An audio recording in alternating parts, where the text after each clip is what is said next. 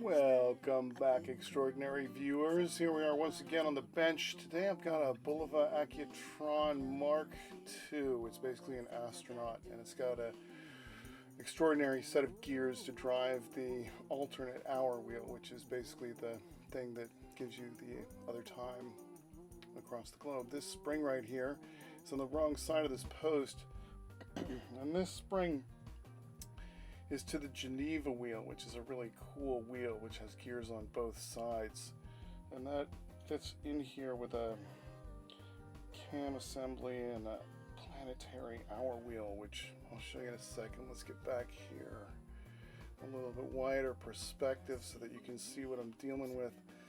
This is the cannon pinion, and that one is the Geneva wheel stop disc. You can see that if I counter rotate this, it sets the time, and if I push it in, it'll actually rotate the day. Sorry, the date. The date wheel. Okay, so now I can put that Geneva wheel in here, right there.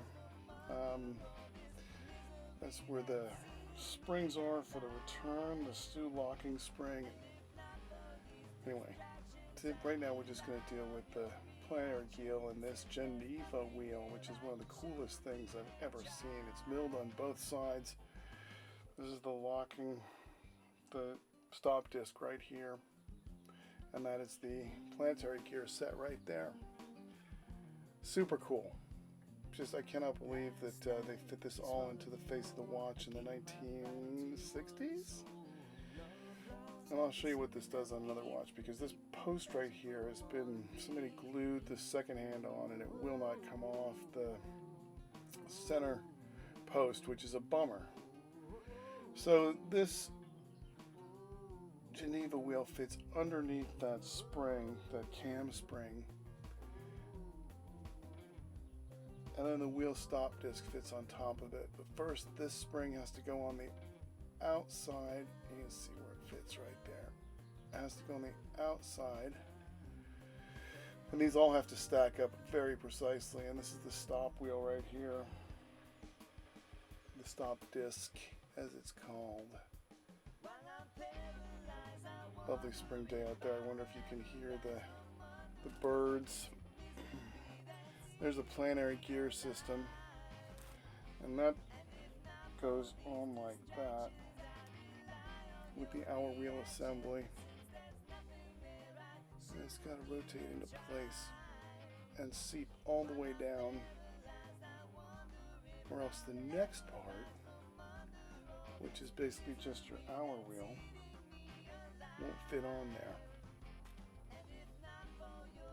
It won't fit on there flush, and you can see it's not going down all the way and engaging with that stop wheel. So let's take that hour wheel off, and we'll check it out again and make sure it's sitting all the way down. You can tell that's not right. Alright, there it is. There's that, and there's the hour wheel. There it is.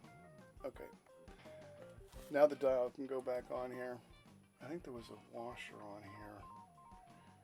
Pretty sure there was. These old watches used washers above the hour wheel. And then we just put the dial back on with that spring. It needs to be set, and we can do that with the lever, with the stem. But that's the face. You can see the sits flush with the rest of the gears, and that post right there is the bummer of this watch. So that is why it is a parts watch. Beautiful face. I've got the hands. This is for sale on eBay. T-Quid1, if you want to go check that out. As always, like and subscribe, please.